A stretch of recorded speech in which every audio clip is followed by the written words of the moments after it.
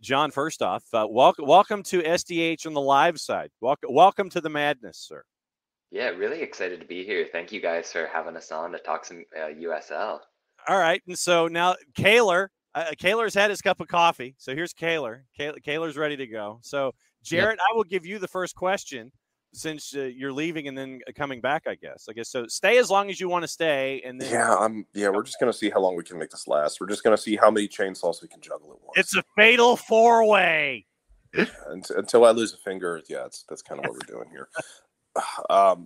Okay, first of all, please explain to those who are uninitiated the concept of Birmingham as we start bad, we end bad, but everything in the middle is going to be the most beautiful thing you might have ever seen. Yeah, I mean that's pretty much Birmingham. Every single year they look awful. Their offense doesn't click. They refuse to score goals. And then roughly around June, when it's 100 degrees outside, they decide this is a wonderful time to score goals now. We want to press because we live to have a heat stroke. And then roughly around September, where it starts to cool off, they're like, it's no longer hot. We could care less. We're going to back our way into the playoffs. And the fans are left confused because for a while we were the best team in the USL. And then in the season, we're just perfectly meh. It's incredible. For 5 straight years, this is how it's been. And you know what? At least it's expected. Well, so then, John, what's it like for you to sit there and be a part of this chaos? Because for those that don't know, I'm going to go ahead and say, obviously, at the USL Show, at Kaylor Hodges, and at USL Tactics are must follows when it keeps everybody needs to keep their eye on stuff. But what John does, and John is probably the personification of half-past crazy, so I guess he is the personification of the USL Championship. He will break things down tactically and show you why things work the way that they do. How many hours a week, John, do you break film down to sit there and post clips on the Bird app? How much homework are you doing here? I mean, pretty much every Saturday is a complete wash in terms of trying to get as much done live as I can, and then visiting things throughout the week. I shudder to think about how little sleep I get to get it all done. That's the fun part of this. Jarrett, go for it. Yeah, and because I have to thank you for the USL, because I think it was last year, the tactics page, I think you put it on like a Google Doc. Yeah. And because I kept that bookmarked when we were doing Tuesday games all the time, just to get an idea of, between doing this show, between doing like lower division soccer, between covering high school and a normal job and raising a child, I was running out of time to keep up with everything. So, I mean, it for those of y'all who haven't found it before, you can go check it out. I think it's on Twitter is where I found it. But if you want like a really good view of the entirety of USL, and tactics change, philosophies might change over time. Guys move in, guys move out. But I do have to thank you for that, what you put together last year, because it was a great introduction to some of the teams that we don't see a lot. Like we were used to in Atlanta, seeing Birmingham, seeing Tampa, seeing Loudoun United, seeing Memphis. But getting that from the West Coast teams, or the occasional visit from Tulsa, which was always just an acid trip of a game. I can't thank you enough for that, because it was. I'm sure you worked an insane amount on it, but it was awesome to be able to absorb it all. Yeah, I mean, just giving that 1,000-foot view of what every team is loosely going to be looking like, I think it's something that I find to be important. I think we do a good job of it week in and week out at the USL Show, just trying to give a voice to teams that you wouldn't otherwise know about. So, all right, so let's get into this season. And Kaylor, let me start with you. And obviously, since I'm going to ask you the question first, John gets longer to prepare his answer. As we've hit the first month of the season, first 4 match days or so, biggest surprise and biggest disappointment, regardless of conference? The biggest surprise could also be your biggest disappointment, and that is, I think it's Abby, I think, and Chad kind of mentioned the Rowdies themselves. Yeah. The Rowdies, on paper, have this is before injuries and stuff like that happen, but if you just look at the roster and you just look at names on paper, which you can't always do, they have potential to be the best team in USL history. I fully believe that, but they have started off with 2 points out of 3 matches, and it's looked bad at times. And just some things that happen around the USL aren't it's after being around it for a while, you are no longer shocked by some of the things that happen. I think if you're new to the league, the Memphis situation may seem like a shocker, but being around for a while, it's just kind of Memphis and the USL doing USL things. I think if you're looking for another shocker, I'm surprised. I am incredibly shocked at how quickly this Charleston team has come together. They are mostly a team built by kind of backups, and Ben Pierman is arguably the best coach in the USL, but I didn't even think that he could put together a band of misfits this quickly, and putting it together around some of the most exciting youth prospects, around. It's incredible how fast it's been put together.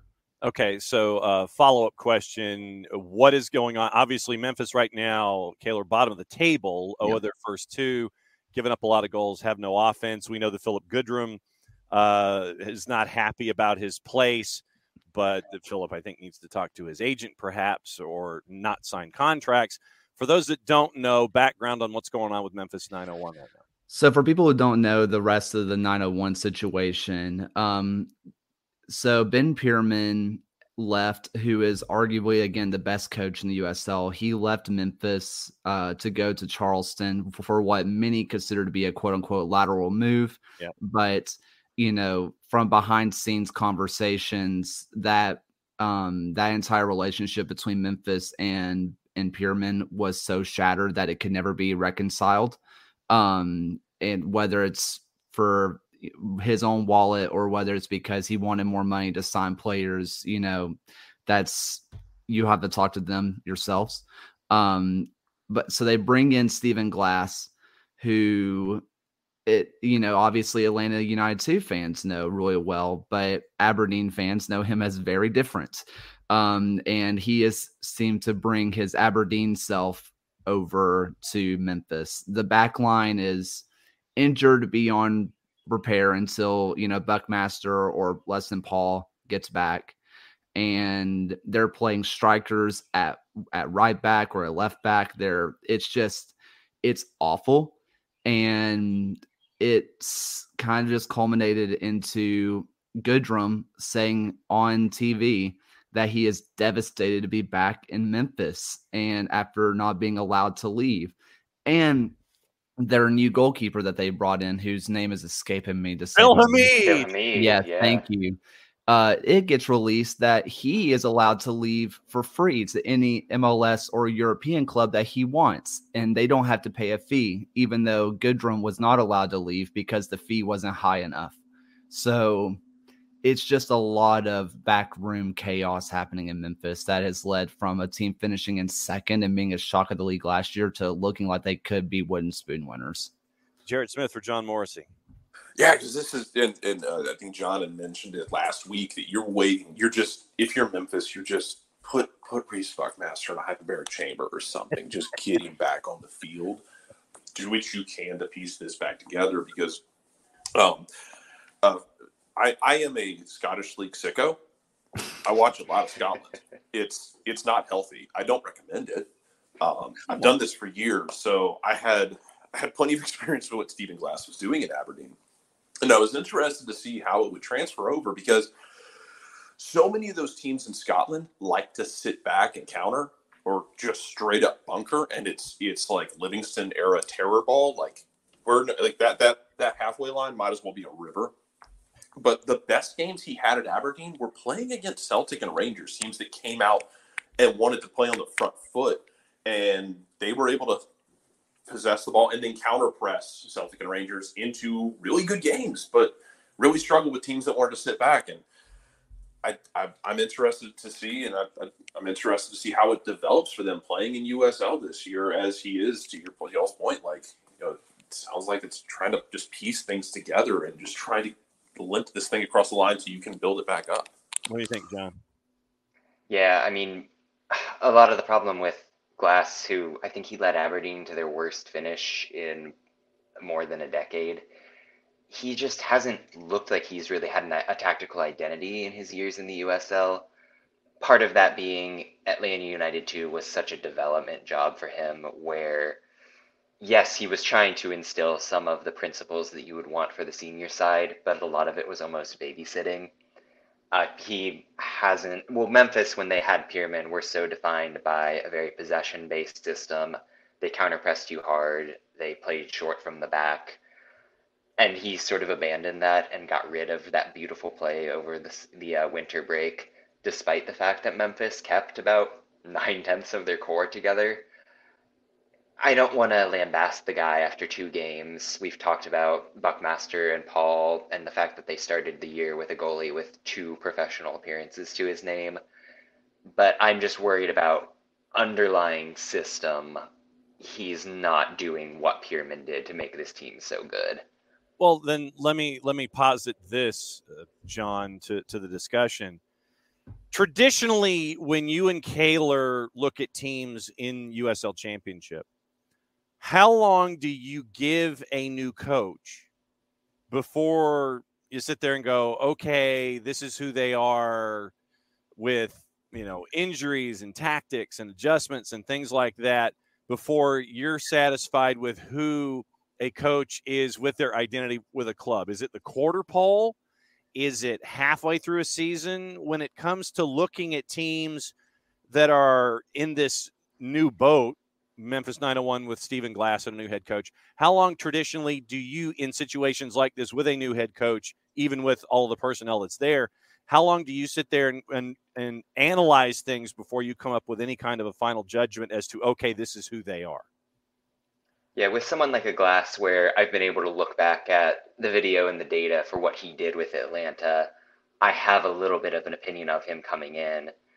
I think you can make that determination a little bit quicker, and especially given how much continuity there is with this Memphis team. This team came out, finished 3rd place in the conference last year. They should be good, and they should look at least competent even with the injuries so far. So it's a red flag immediately, but I think I still give him a third of the year, let's say, to really get in the mix a little bit. If you think about, say, Blair Gavin in Tulsa, who hasn't had a head coaching job before, he also has a completely overhauled roster. I'm going to be a little bit more forgiving. I'm probably going to give him 3/4 of the year before I really start to form an opinion on whether he's the guy or not. I do think that it's interesting. USL Championship teams are pretty remiss to get rid of coaches within the season and really within a year or two. So there's a safety net built in for these guys. But I do think you're right in that you have to give them some time to let things stew a bit. Kaylor, who else is giving you early red flags? From teams that we expected to not be as good, I think everything's kind of status quo, but it's something that we kind of stumbled into just briefly on the show, USL show we did on Tuesday. Excellent. And it's yeah, good. Throw it in there. San Antonio, despite some injuries, are not looking great. They are, according to our good friend Ryan Allen, according to ELO, they were the greatest team ever in USL Championship history, according to math. And I'm not going to argue with math. I'm an idiot. So, they're a really good team that brought back essentially everyone. And they are really, really looking not good. They're bringing in guys on 25-day contracts because they're just trying to get enough of a roster because of injuries. The way that they're playing still looks like San Antonio. It still looks like it, but it's just not playing right. And you can say, well, once injuries get back and they do what they do, they'll be fine. But if you look at, Jordan Farr, who is quickly becoming league MVP, and if he even keeps on anywhere close to the trajectory he's on, probably going to win it. If you're relying on your goalkeeper to play out of his mind for the entire 34-game season, it's going to be a long season. It's hard for me to see them sustain it. Jarrett, go for it. It's literally what Charlotte was doing for part of the year last year in MLS with Christian Kalina. We're just going to have Christian Kalina play above his head for 2/3 of the year and just see what happens. I guess to shift gears into like a happier tone. Also, John, I don't know if you just saw this. This is totally unrelated. Rush Probst has a job again in Pell City. Yeah, I saw your tweet from Ben Thomas. Well, the thing is, It's like he had the job as associate head coach at Coosa Christian, which was about a half hour from his house, and now he's got the gig at Pell. Sure, why not? So yeah, sorry, It's never going away. High school football down here. All right, go for it. Jared. I guess to elaborate on big positive surprises. You talked about Charleston because it felt like last year felt like Charleston was your get right game. That was your we need to play Savannah State because we're willing to pay $70,000 for a win and we need a 70-point win. Hell, man, the twos teams are getting up against Charleston and like taking scalps off them. What is it about? And I know you talked about with Pyramid about the possession style, about his possession, about his ability to counter press. After what happened last year with just a really sloppy press that they had, how is it that he was able to change it so quickly there? I think part of the deal was he was precise in the players that he chose to add, the players that he wanted to really build this team around, despite the fact that they were something of a garbage fire for a lot of last year. The Battery had a couple of pieces that were really good. I mean, Augustin Williams made the all-league team at striker. They had some good players in the midfield, particularly Fidel Barajas, who's an up-and-coming Mexican youth international. And, I mean, he's starting games at 16 years old and looking like an all-leaguer already. He's a stud. But, yeah, he's an absolute stud. But I think I would point to specifically the fullback spots really as the example here, where Pyramid made it a priority to get Declan Wynn from Detroit, who led all fullbacks in assists last season in the USL. And then he brought over Derek Dodson, who's a converted forward, but he did that in Memphis and brought him with. Both of them are obviously great attackers. They know how to overlap. They know how to get involved, but they're very engaged in the press. They'll sit at the halfway line, choose their spots when to close on opponents. This Charleston team is so good at limiting chances on the counterattack, keeping the ball out of those dangerous areas. Of all teams that have played more than a single game, they've got the best expected goal margin of anybody. They're just playing really good soccer at both ends. And, I mean, it's another feather in the cap of Pierman and the argument that he's probably the best coach in the USL right now. Yeah. All right, so it's at Kaylor Hodges, at USL Tactics, and as we know, 80s alt Morrissey hanging out with us, and Kaylor Hodges at the USL Show, hanging out with us here for another 10 minutes here on SDH on a Thursday. Guys, for the record, I don't know if I've told you this, but you're stuck with us. I'm going to propose that for the last Thursday of every month during the USL season that you guys drop by and we do this as a once a month free for all. You're stuck with us. Yeah, sure. I got no life. I have no life. Sure. All right. So you too, huh? Yeah, exactly. Well, so when it comes to Kaylor, let me ask you this. I know that a lot of folks here in Atlanta with their time with Atlanta United 2 and USL Championship are gravitated toward Birmingham and other and teams like that are close by. Give me a team, either Eastern or Western Conference, or you can give me one of each, that even though it might not be biggest surprise, biggest disappointment, who is a team worth watching just because of the chaos factor so far this season, or someone that you're anticipating is going to be incredibly chaotic for the casual person to drop in and watch? Oh man. If you're just looking for chaos and it's always going to just fall into chaos, anytime that Rio Grande Valley plays at home, just bet on that. Edinburgh is the biggest pitch in the world. It is just miles and miles of grass. Every team looks like they're down a man. And RGV, I think every single year since joining the league has led the league in cards. They love to rack up yellow and reds. It's just what they do. And they force teams to join along because they're so angry. They're a team that just is the definition of chaos for me. I want to out of the East, it all seems pretty standard. Yeah. And John may completely disagree with me, but this is something that we always kind of say on on the show is that the West is a simulation. It doesn't exist. And so if you're looking for just pure chaos, it always seems to come out of the West. Your El Pasos, your Las Vegases, your, San Diego Loyal always seem to be up for at least a couple of just pure chaos games where you're just scratching your head and wondering what's going on. Honestly, tune into pretty much any Western Conference game and you're just going to just be thoroughly entertained and really confused the entire time.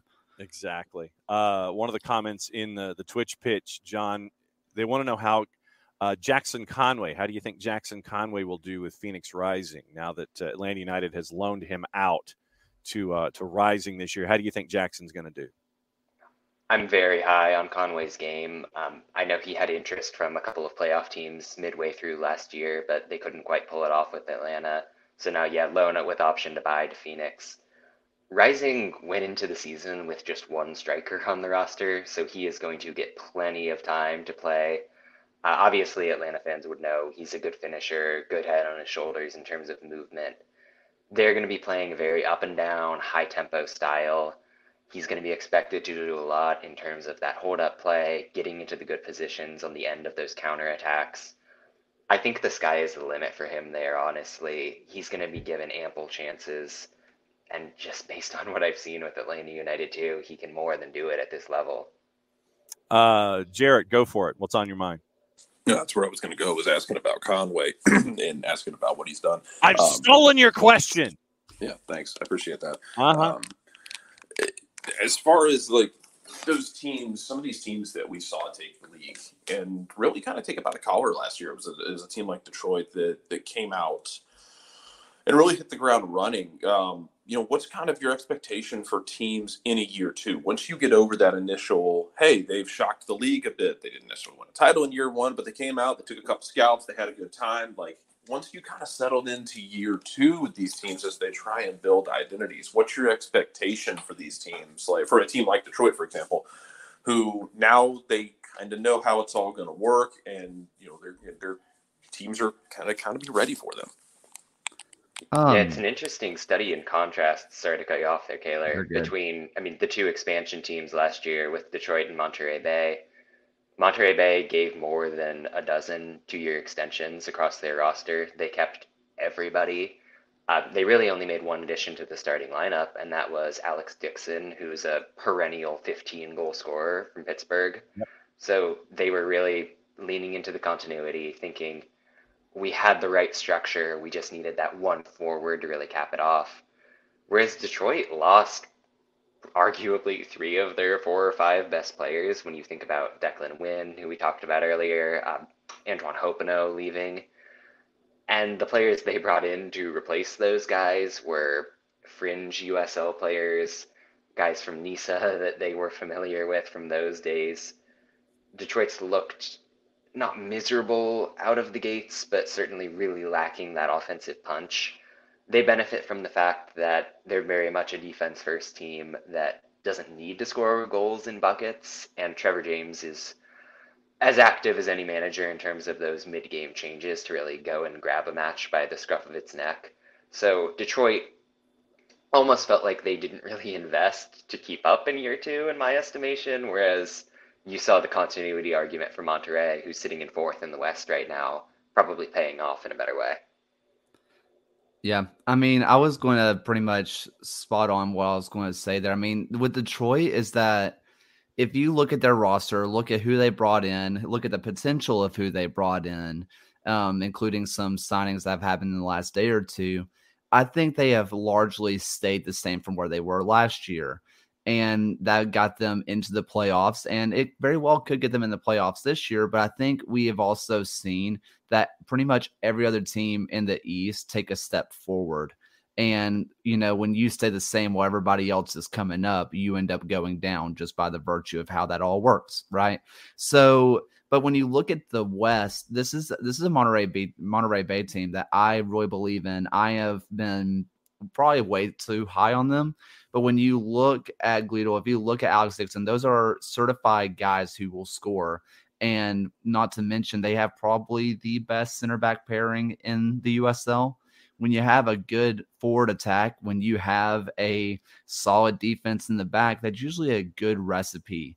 And that's something that Detroit City kind of lost, was a certified, goal scoring threat. They have guys like Ben Morris, who spent a lot of time in England, could be a guy for them, but we haven't seen him do it yet. And it's not fair because he's been injured, ACLs and all that kind of stuff. So the potential is there, but and I've said this before, for every 10 guys that you bring in from outside the USL and you bring outside that sphere, for every 10 guys that you bring in, usually only 1 to 2 work out. And so you're just left with 8 punts that just did nothing. And you can't rely on your team to be built off of punts.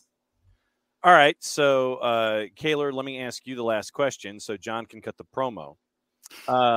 Rich Ransom, who is our resident Philadelphia Union fan, and make sure that everyone else who is a fan of another team in the Eastern Conference knows that he's a Philadelphia Union fan, wants to know about expansion and what the latest is with expansion coming into, and we'll take it as deep as you guys know when it comes to Championship, League One, and League Two. What's the latest on expansion and adding teams to any of the USL umbrella? Okay, so Rhode Island is coming in next year, which if you've been around the game for a while and you know of kind of older, I guess, New England Revolution and recent Legion assistant coach, Cano Smith is going to be their first ever head coach. And I don't even know where you found that, to be honest. I know that their store is open and they can't keep the stuff in. Michael Parkhurst joins us every other Friday. Beyond mentoring, and as a part of the ownership group, Cap was like, "Yep, store is open," and you literally they cannot keep things in the store when it comes to Rhode Island FC. I promise you cannot find an obscure team or dead logo that no longer exists that John does not have an item from. That's fair. Or that he has sent me, because I have hanging in my closet still a New Orleans Riverboat Gamblers shirt, and I am begging them to bring the old logo back. Well, and Jarrett, to your point, this is the most recent purchase that has been brought in. Almirante Brown, baby. It looks like an AHA music video. It is fantastic. Yeah. Almirante Brown from our friends at Classic Football Shirts, one of the great generals in Argentine naval history. Almirante Brown. That has been added to the set. What was the Nashville one, John? Was it the Nashville Diamond? Yes. And it was basically like an early 90s caricature drawing of a guy standing with a top hat and cowboy boots standing on a football. It was absolutely love it. Yes. I need all this back. Yes, I'm begging New Orleans' team to be the Riverboat Gamblers. Bring back that logo. I'm begging you. Yep. One year at Hale Stadium in 1982 for the Nashville Diamonds, and they finished 7th in the ASL. They did not make the playoffs, and there you go. So sorry. Continue. So Cano Smith is going to be their first ever GM and head coach, joining Parkhurst and that group. If you look into League One, is where you're going to be seeing the most growth. They're looking at bringing back Wilmington, which is just making League One just the Southeast. And the League One is also, there's been a lot of rumors of Northwest Arkansas. That has been a heavy push, just trying to get a little bit more. West Santa Barbara is going to be coming in with League One. There's other, like Portland, I think, is being pushed. Not Portland, Oregon, but the other one. They are being rumored and whatnot. League Two and W League is where I see the most interesting growth, because there's a lot of teams that are fleeting and trying to get away from UPSL and NPSL as fast as they can, and they're all joining the USL umbrella. We've talked to a lot of ownership groups, a lot of coaches and GMs from League Two and W League, and they just talk about how much of an improvement the USL system is over NPSL and UPSL. So I think you're going to be seeing a lot of those NPSL legend teams, a lot of those, Real Central Jersey. That's another team that Ira really wants to get League One in there. He is heavily pushing for that in W League and Super League. Jacksonville is coming into the league as well. New Orleans. But League Two is going to be the biggest hotbed, I think, because there's going to be a lot of those teams that you're used to seeing in the UPSLs and NPSLs that are going to be heading for the big umbrella that is the USL. And I know that we are in added time, and I'm holding up the banner without any minutes because I don't know how much more time. But John, you're doing something really interesting. You are on your blog site, and you can promote that too. You're doing what must-watch games there are, and you alerted Duke Keith on the Bird app that his game was the one to watch, and Duke was like, ah. So, what's the game to watch? Is it Birmingham and Tampa? Is that the one that you guys are promoting this week because of Birmingham and Tampa? Where can folks check out your perusals of games of the week? And obviously, we'll promote the USL show after that. But where can they look at your analysis on a weekly basis?